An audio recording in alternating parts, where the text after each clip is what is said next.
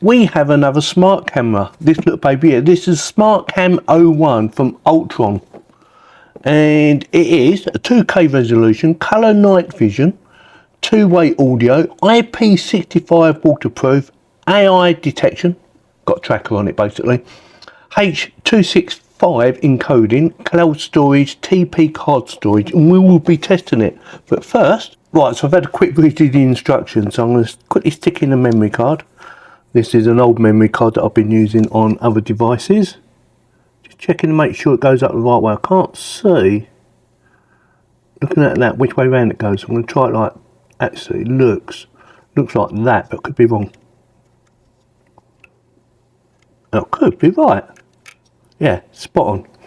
I'll put the cover back on, keep it safe. So that's inserted. Now, instructions say I need to scan that or that. It's a little bit fiddly. Come on, move. I'm not going to go through everything about this app because there'd be far too many to go through, but I'm just going to go through the basics and then we're going to have a look at the footage. So we have full screen, as it just showed you, and then we have navigation, and all you do is you hold it, whatever one you want to move it to. Easy enough, easy peasy lemon squeezy.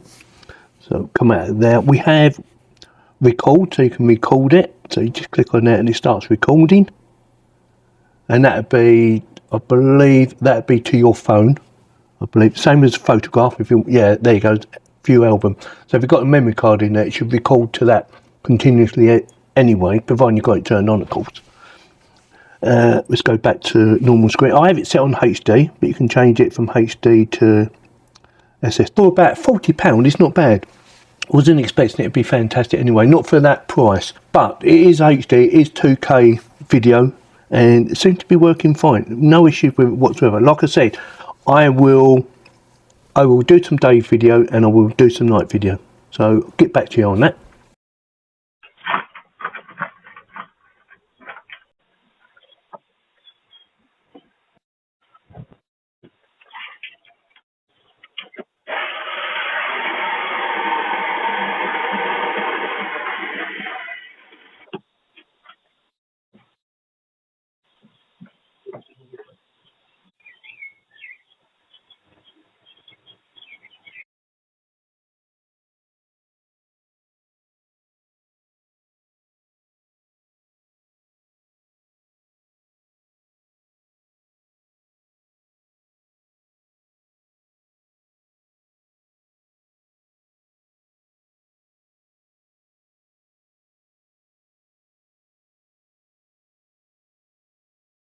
Right, what did you think of the quality? Don't expect it to be fantastic because it's not going to be.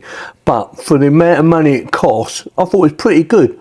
I quite enjoyed the tracker actually. It watched you everywhere. It seemed to keep up as well, which I thought was quite good. Obviously, if you get really close to it and you move really fast, it's not going to keep up with you. But it seemed to work really well. And one other thing that I haven't mentioned yet, and I'm going to have to whisper this, it works on Alexa and Google Assistant. I didn't mention that, but oh look, my Google's just popped up. Go away, Google. Leave me alone. Yeah, works extremely well whether you're using, whether you're using it in manual mode or automatic mode. It seems to work really well. Night vision I thought was good. You have the option of colour or black and white.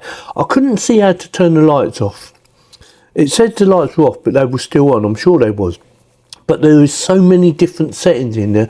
I didn't want to go through all the settings and mess about and show you how all the settings work because there is just too many to go through. Like I said, I do like the tracker. It definitely gets my thumbs up. If you're looking for a budget security camera that's got a really good tracker on it, this could be the baby for you because, yeah, I'm quite impressed with the tracker. Yeah, very good. Good in daytime, good at night time. It's not perfect, but it never was going to be, was it? So with that, let me know in the comments what you think, whether you think it's, well worth the money or not. And I think it's worth the money, but let me know what you think, whether you think about buying one or whether you think it's worth the money. And also, if you do decide you want to buy one, check out the links in the video description. So with that, if you like this video, give me a thumbs up. If you didn't, give me a thumbs down, and please subscribe. Thanks very much for watching.